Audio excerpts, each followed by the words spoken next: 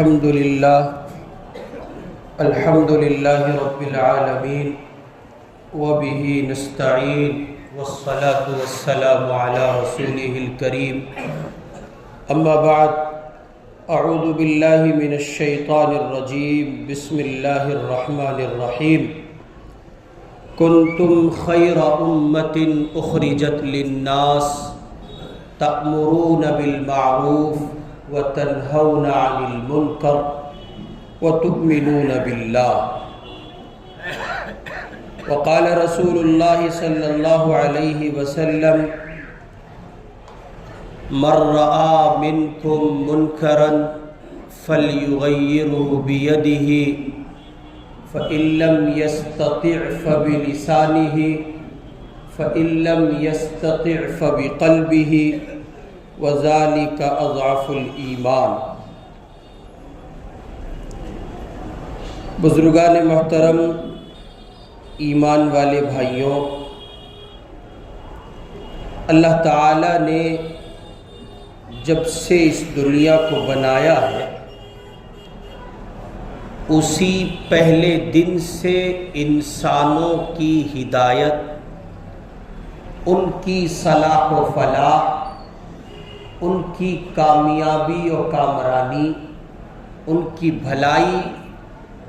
اور ان کے لیے سیدھی راہ دکھانے والے نمائندوں کا سلسلہ بھی جاری فرمایا۔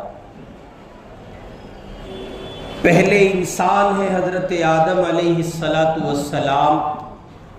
اور پہلے پیغمبر بھی ہیں حضرت آدم علیہ السلام۔ انسانی دنیا کی ابتدا بھی انہی سے ہے اور حضرات انبیاء علیہ السلام کی ابتدا بھی انہی سے ہے۔ اللہ تعالی نے اپنے بندوں کو ہدایت سے قریب تر کرنے اور اپنی ذات کو پہچاننے اور اس سے متعارف ہونے کے لیے حضرات انبیاء علیہ السلام کا یہ ایک سلسلہ جاری فرمایا، جہاں جس قوم میں جس اعتبار سے نبی کی ضرورت ہوتی، اللہ رب العزت والجلال کی طرف سے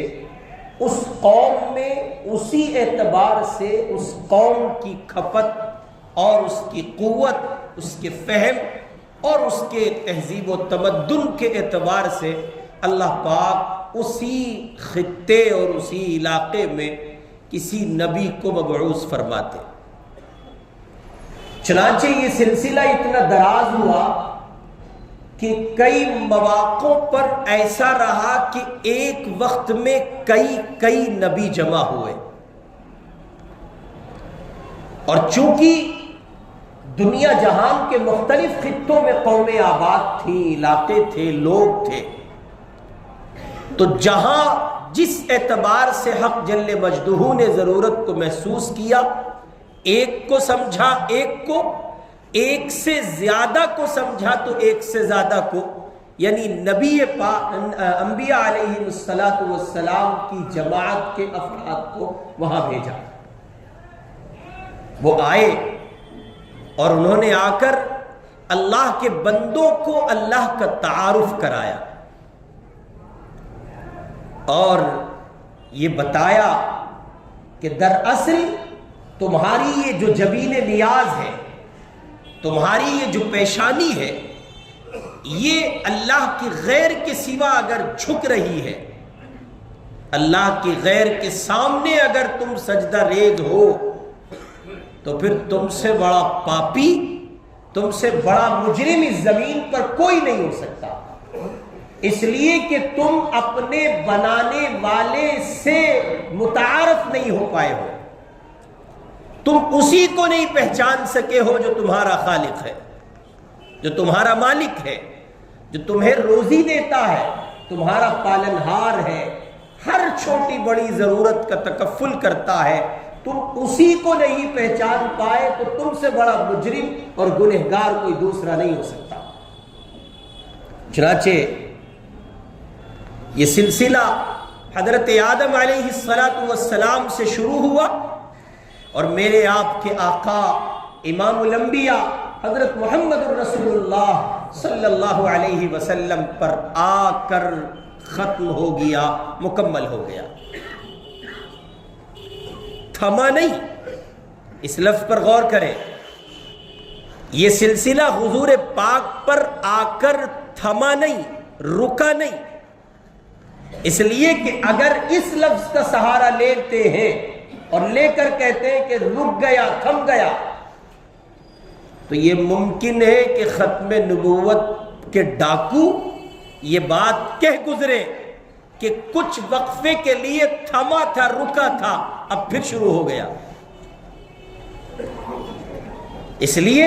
جناب نبی پاک علیہ السلام پر یہ سلسلہ آ کر ختم ہو گیا۔ کوئی نبی نہیں، کسی اعتبار سے کوئی نبی نہیں ہے۔ اللہ کے نبی آئے، اب نبوت کا سلسلہ پورے طور پر ختم ہو چکا ہے اور باب نبوت کو تالا لگا دیا گیا ہے، بند کر دیا گیا، اب دنیا میں کوئی نبی نہیں آئے گا۔ چنانچہ انسانوں کی صلاح و فلاح، ان کی ہدایت، ان کی کامیابی، ان کی بھلائی کے لیے انبیاء علیہ السلام کے ذمے جو ایک کام لگایا گیا تھا، اور وہ اللہ کے بندوں کو اللہ کی طرف بلا کر اور اللہ کی ذات سے متعارف کراتے ہوئے بندوں کو خدا کے قریب کرتے تھے، بندوں کو خدا سے ملاتے تھے، اور اللہ کی توحید کا اور اس کی سمدانیت کا اور اس کی وحدانیت کا جو وہ سبق پڑھاتے تھے اور اللہ کے بندوں کو کامیابی کی راہ دکھاتے تھے، یہ سلسلہ حضور پاک علیہ السلام پر انبیاء کی جماعت کے افراد کا آ کر منقطع ہوا، ختم ہوا، اور اب حضور کی شریعت کا نفاذ ہوا۔ امام الانبیاء کی شریعت پچھلے نبیوں کی طرح کسی خاص خطے کے لیے نہیں ہے۔ حضور پاک کی تعلیمات پچھلے سابقہ نبیوں کی طرح کسی محدود علاقے کے لیے نہیں ہے، بلکہ جہاں جہاں خدا کی خدائی ہے وہاں وہاں مصطفیٰ کی مصطفائی ہے صلی اللہ علیہ وسلم۔ زمین کے جس خطے پر اس کائنات کے رنگا رنگی سے ان شب و روز میں اللہ کے بندے اور انسانیت کے افراد جہاں بستے ہیں، جس خطے میں پائے جاتے ہیں، ہر ایک خطے کے اور ہر ایک علاقے کے نبی ہیں محمد الرسول اللہ صلی اللہ علیہ وسلم۔ قل یا ایھا الناس انی رسول اللہ الیکم جمیعا۔ حضور پاک کسی خاص قوم کے لیے نبی بنا کر نہیں بھیجے گئے۔ ایسا نہیں ہے کہ اللہ کے پاک پیغمبر صرف مسلمانوں کے نبی ہیں، ایسا نہیں ہے کہ اللہ کے پاک پیغمبر صرف عرب کے نبی تھے، ایسا نہیں ہے کہ حضور پاک علیہ السلام ایک خاص وقت کے نبی تھے۔ جی نہیں، وہ مسلمانوں کے سوا دنیا میں بسنے والے تمام انسانوں کے نبی ہیں، تمام جناتوں کے نبی ہیں، تمام تر مخلوقات کے نبی ہیں۔ وہ صرف عرب کے نہیں، عرب و عجم، کائنات کے جتنے خطے ہو سکتے ہیں محمد الرسول اللہ سب کے نبی ہیں۔ وہ کسی ایک وقت کے محدود دائرے کے نبی نہیں ہے۔ جب سے حضور پاک علیہ السلام کے سر مبارک پر تاج نبوت رکھا گیا،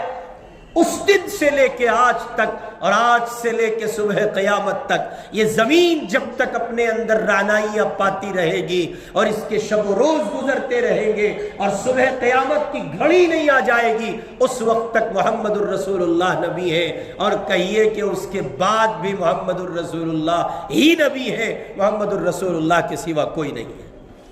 صلی اللہ علیہ وسلم۔ اللہ تعالیٰ نے جناب نبی پاک علیہ السلام پر نبوت اور رسالت کا دروازہ بند کیا،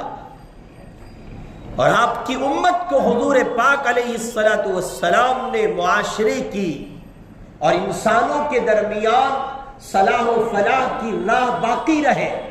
خیر کا دروازہ کھلا رہے، اللہ کے بندے اللہ سے قریب تر ہوتے رہے، وہ دعوتی سلسلہ جس کو حضرات انبیاء علیہ السلام کیا کرتے تھے، اللہ کے بندوں کو اللہ کی طرف بلاتے تھے، اب حضور پاک علیہ السلام کی ختم نبوت کے بعد یہ سلسلہ ہر دو پہلوؤں پر حضور پاک کی امت کے ذمے لگا دیا گیا ہے۔ وہ غیر مسلم برادران وطن، وہ غیر مسلم اقوام جن کی جھولی میں ایمان نہیں ہے، اسلام نہیں ہے، دین نہیں ہے، شریعت نہیں ہے، مصطفیٰ کا نظام نہیں ہے، اللہ کا قرآن نہیں ہے، ان کو دعوت دینے کا کام بھی یہی لوگ کریں گے جو حضور پاک علیہ السلام کی امتی ہیں۔ انہی لوگوں کے ذمے ہے کہ یہ حضور پاک کا دین ان لوگوں تک پہنچائیں جن اللہ کے بندوں کی جھولی میں مصطفیٰ کا دین نہیں ہے۔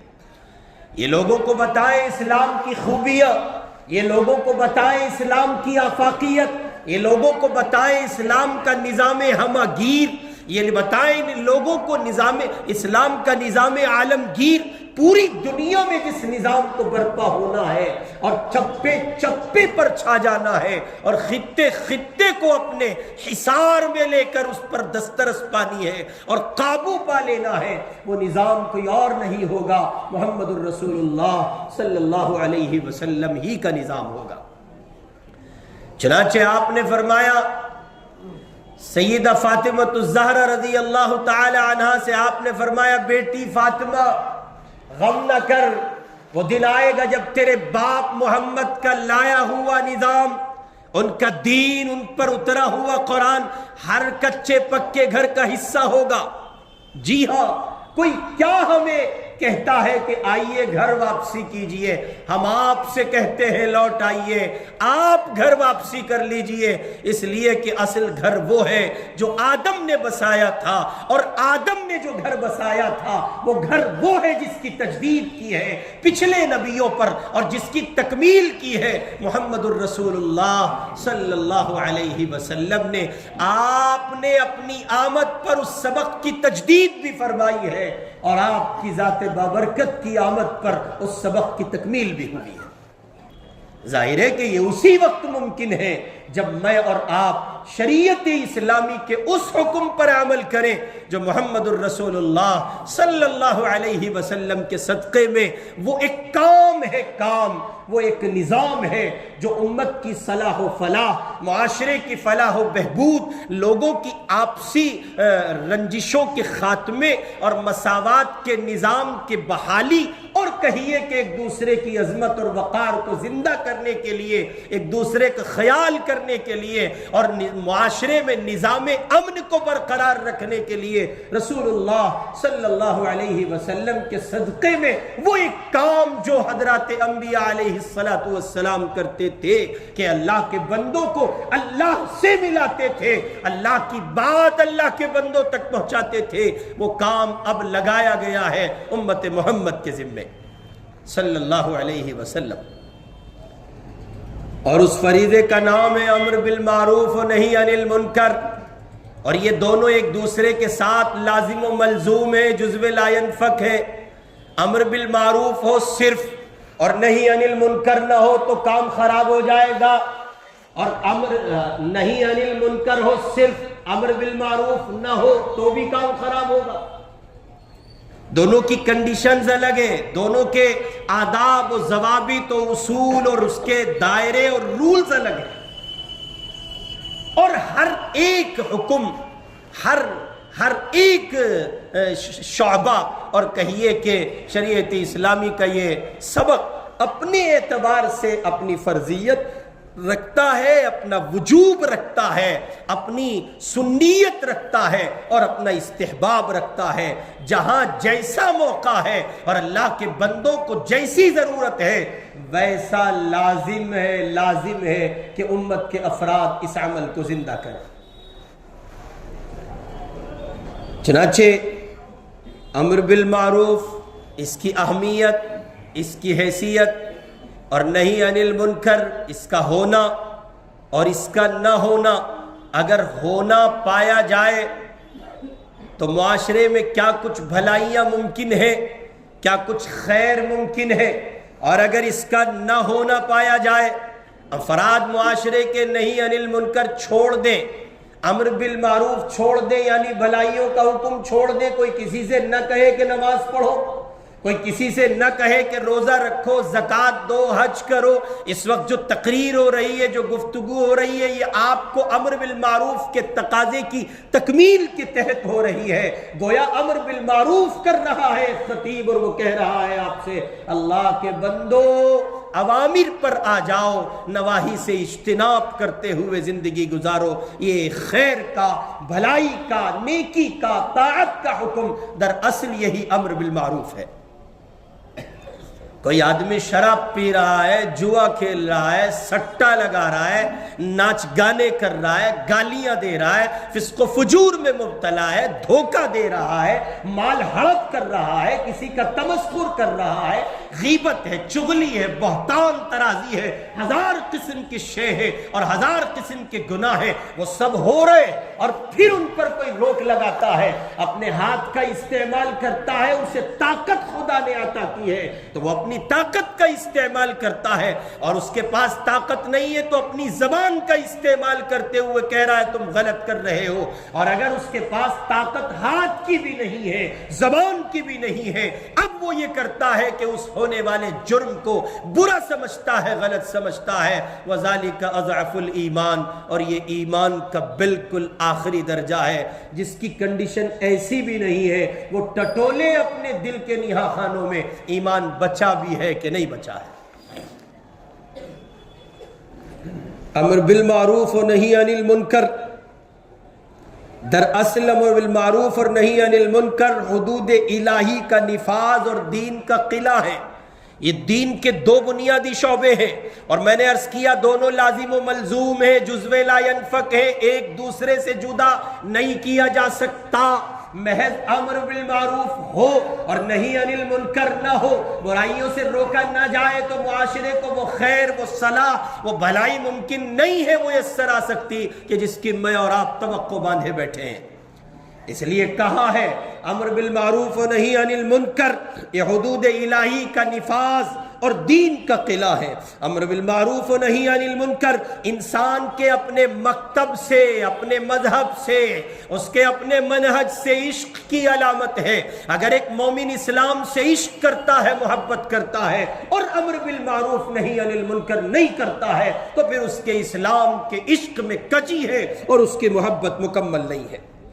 امر بالمعروف و نہی عن المنکر انسان سے عشق، انسان کے عشق کی پہچان ہے۔ امر بالمعروف و نہی عن المنکر معاشرے کی سلامتی سے متعلق انسان کی ہمدردی، وفاداری اور دلچسپی کی علامت ہے۔ یہ شعبہ کہیے کہ توبہ اور تبرہ کی علامت ہے۔ ایک آدمی توبہ کر رہا ہے اور برات کا اظہار کر رہا ہے گناہوں سے، اس کی یہ شعبہ علامت ہے۔ امر بالمعروف اور نہی عن المنکر لوگوں سے ایک دوسرے کے ساتھ رابطے کی علامت ہے۔ جب آپ بھلائی کا حکم کریں گے تو مربوط ہوں گے، جب آپ برائی سے روکیں گے تو ایک دوسرے کو کہیں گے، قریب آئیں گے، اس کے پاس جائیں گے، اس کے قریب لگیں گے۔ گویا ایک دوسرے سے رابطے کا سلسلہ ہے۔ اور اسی کے ساتھ امر بالمعروف نہی عن المنکر واجبات کی حاضری اور غیر حاضری، نماز کیوں نہیں پڑھی، روزہ کیوں نہیں رکھا، اور زکوٰۃ کیوں نہیں دی، حج کیوں نہیں کیا، ان تمام شعبہ ہائے اسلام اور ارکان ہائے اسلام کو زندہ کرنے اور ان کو پیدا کر بیدار، ان کو زندہ کرنے اور ان کو معاشرے میں نافذ کرنے اور لوگوں کو اس پر لانے کا گویا ایک عظیم سلسلہ ہے۔ امر بالمعروف و نہی عن المنکر تمام واجبات کے نفاذ کی ضمانت ہے، اور نہی عن المنکر تمام تر گناہوں کے ترک کی ضمانت ہے۔ جاہل انسان کو آگاہ کرنا، متوجہ کرنا، یہ امر بالمعروف اور نہی عن المنکر کے شعبے سے حاصل ہوگا۔ امر بالمعروف اور نہی عن المنکر بد کرداروں کا قافیہ حیات تنگ کرتا ہے۔ جب بار بار چوٹ ماری جائے گی، بار بار کہا جائے گا برائی نہ کرے، نہ کرے، نہ کرے تو جو بد کردار ہوں گے ان کا گویا قافیہ حیات تنگ ہو رہا ہے۔ امر بالمعروف نہی عن المنکر ضعیف الارادہ لوگوں کے لیے اطمینان و تقویت کا سبب ہے۔ خدا کی طرف سے اہل ایمان کو دیا گیا وہ حق اختیار ہے جس سے وہ ایک دوسرے کے اعمال و کردار پر نظر رکھ سکیں۔ نہیں عن المنکر معاشرے کے بعض افراد کے تقوی کی کمی کو پورا کرنے کا گویا سبب ہے۔ اس لیے میرے بھائی مجھے اور آپ کو اس سلسلے میں حساس ہونا چاہیے اور اس درجے حساس ہونا چاہیے۔ قرآن کہہ رہا ہے والمؤمنون والمؤمنات بعضهم اولیاء بعض یأمرون بالمعروف وینہون عن المنکر۔ ایمان والے مرد ایمان والی عورتیں ایک دوسرے کے رفیق اور دوست ہیں، بھلائی کا حکم دیتے ہیں اور برائی سے روکتے ہیں۔ قرآن کہہ رہا ہے کنتم خیر امۃ اخرجت للناس تأمرون بالمعروف تنہون عن المنکر۔ تم بہترین امت ہو، بہترین جماعت ہو جو لوگوں کے لیے پیدا کی گئی ہو، تم بھلائی کا حکم دیتے ہو اور برائی سے روکتے ہو۔ قرآن مجید نے اس سلسلے میں ایک دوسری جگہ کہا یا بنی اقم الصلاۃ وامر بالمعروف وانہ عن المنکر واصبر علی ما اصابک ان ذلک من عزم الامور۔ حضرت لقمان علیہ السلام نے اپنے بیٹے کو نصیحت کی، میرے بیٹے نماز قائم کرو، اچھے کاموں کی نصیحت کیا کر اور برے کاموں سے منع کیا کر، اور جو کچھ پیش آئے نا مساعد حالات ان پر صبر کیا کر، بے شک یہ صبر ہمت کے کاموں میں سے ہے۔ میرے بھائی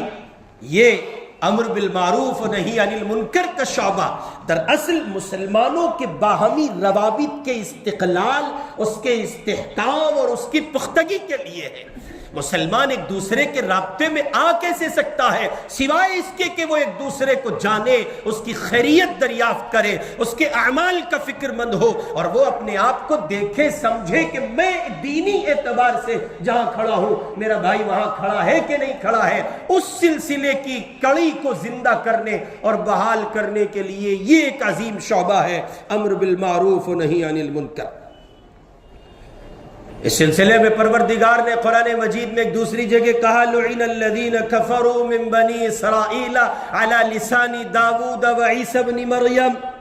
ذالک بما عصوا وکانوا یعتدون کانوا لا یتناہون عن منکر فعلوہ لبئس ما کانوا یفعلون۔ بنی اسرائیل کے کافروں پر داود علیہ السلام اور عیسیٰ ابن مریم علیہ السلام کی زبانی لعنت کی گئی۔ اس کی وجہ یہ تھی کہ نافرمانیاں کرتے تھے اور ایک دوسرے کو نافرمانی سے باز رہنے کی تلقین نہیں کرتے تھے، نہیں کہتے تھے گناہ چھوڑ دو، نہیں کہتے تھے نیکی کرو، نہیں کہتے تھے طاعات کی طرف آؤ۔ گناہ ہو رہا ہے، لوگ کر رہے اور وہ کرتے چلے جاتے ہیں۔ جو نیکوکار تھے وہ اپنی نیکی پر جمے ہوئے تھے، بالکل اس طرح جیسے ہمارے معاشرے میں جو تسبیح پڑھنے والے، نماز والے، روزے والے، زکوٰۃ والے، نیکوکار اور دیندار اور فرما بردار افراد اللہ کے بندے ہیں، ان کو پرواہ نہیں ہے اس بات کی کہ امت کا کیا ہوگا، ان کو خیال نہیں ہے اس بات کا کہ وہ جہاں کھڑے ہیں ساری امت وہاں نہیں ہے، ان کو احساس نہیں ہے اس بات کا کہ رسول پاک نے ہر ایک کو ذمہ دار بنایا ہے، ہر ایک سے اس کے ماتحتوں کے بارے میں سوال ہوگا۔ میرے بھائی مجھے اور آپ کو اس سلسلے میں حساس ہونا چاہیے اور اپنے طور پر امر بالمعروف اور نہی عن المنکر اپنے حواس کو باقی رکھتے ہوئے استطاعت بھر مقدور بھر کوشش کے ساتھ کرتے رہنا چاہیے۔ اس سلسلے میں حضرات اکابر دیوبند، علماء دیوبند کا لگایا ہوا بہترین درخت جو کسی زمانے میں پودے کی شکل میں لگایا گیا تھا، اس کے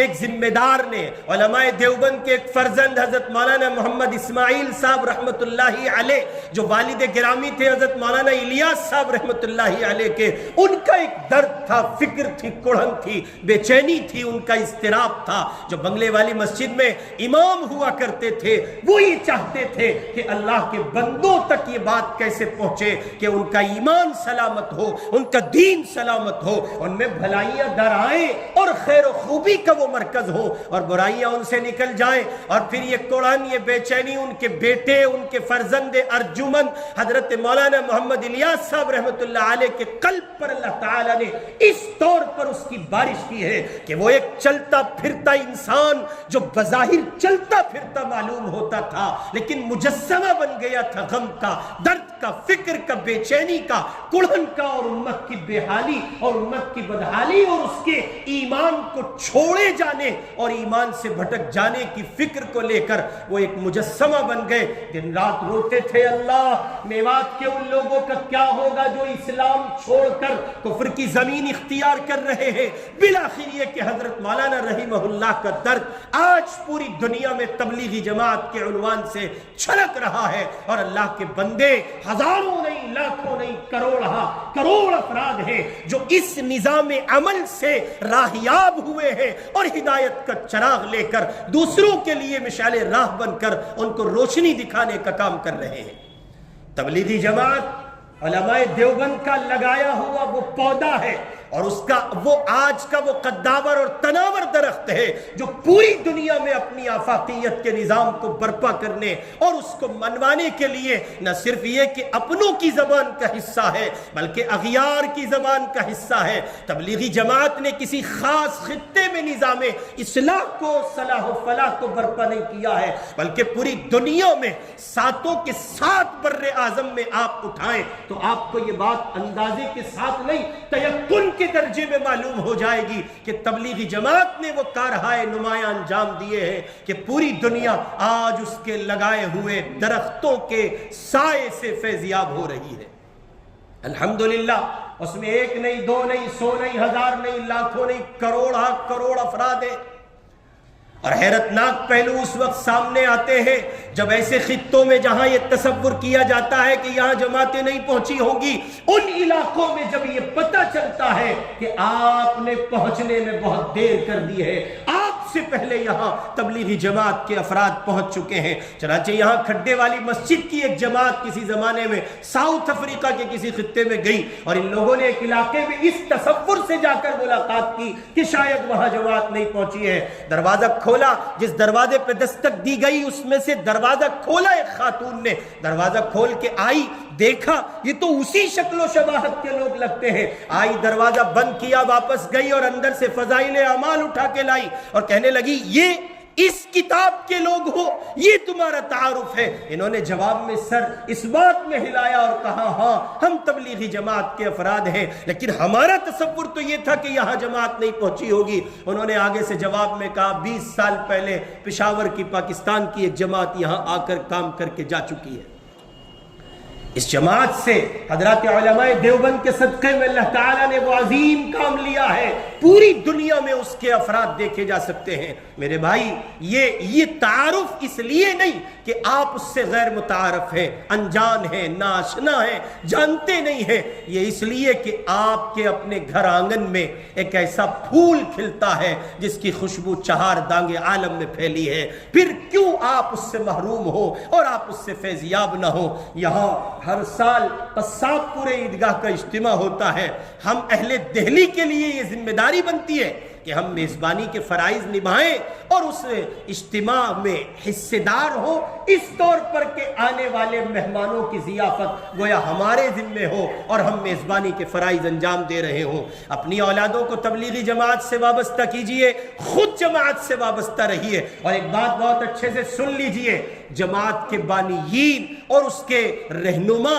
اور اس کے جو ذمہ داران ہوتے ہیں ان کی کسی غلطی کو حجت تسلیم کیا جا سکتا ہے، افراد کی غلطی کبھی کسی تحریک میں حجت نہیں ہوا کرتی ہے. اللہ رب العزت والجلال ہمیں اور آپ کو امر بالمعروف و نہی عن المنکر کے نظام سے وابستگی کی توفیق عطا فرمائے اور اس شعبے کو زندہ کرنے کی توفیق دے.